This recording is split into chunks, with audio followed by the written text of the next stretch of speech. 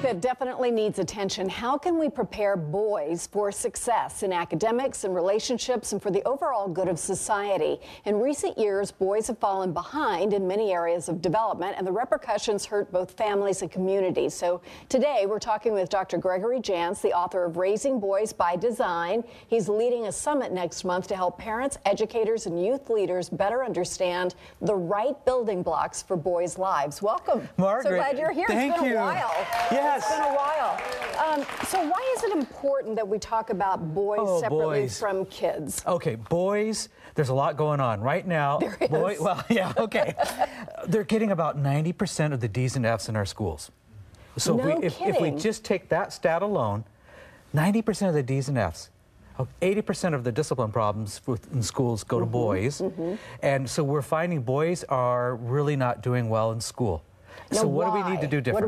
What do we do? Because I know that part of it is school is not really constructed for the way boys develop. And you know what? And I love teachers, and I have 2 boys, and this is all about coming alongside. What does brain science have to say about how a boy's brain works, and how can we come alongside and really support our teachers?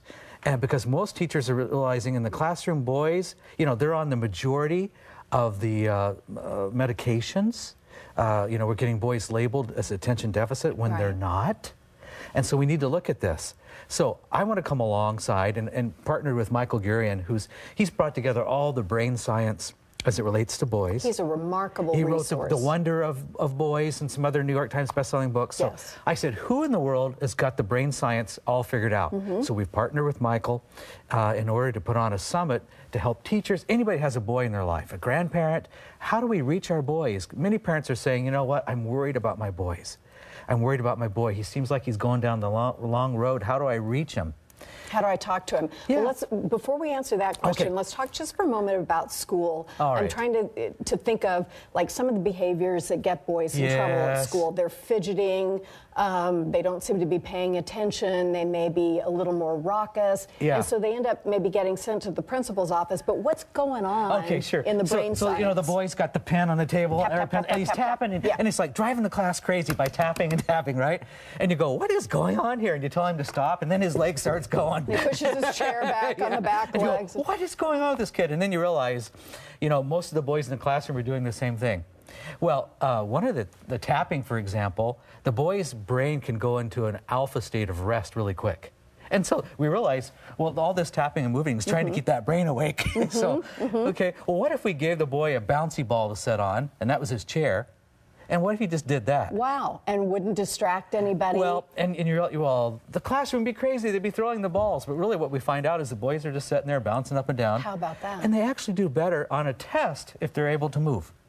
Isn't that something? So, something simple, but there's so many things. That rings so true to me because I have a 21-year-old boy. Absolutely, and he still does, is always pulling at his sideburns or doing something, and you know, the tapping and the whatever. And he says it's the only way he can focus is to have some physical movement so that his focus. It makes no sense to me because I'm saying you're driving me nuts. There's really a boy brain. Right, exactly. Okay, so let's talk about that boy who might be going down the wrong road. What can brain science teach us about reaching him? Well, we need to understand that there's times, now this is where technology comes in, there's times that boys are overstimulated by technology, screen time, and we really need to look at that because we can create a real depressed brain for a boy. Boys are visual. They're going to go for those games, that stimuli. The average age to exposure to pornography on the internet right now for boys is about age 10.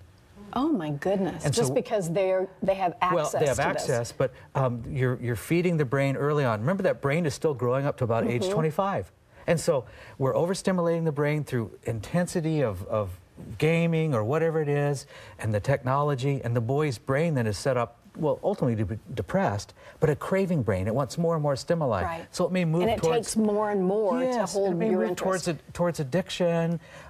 So we really want to help our boy. We want to use technology appropriately, but our boys have to have boundaries around technology.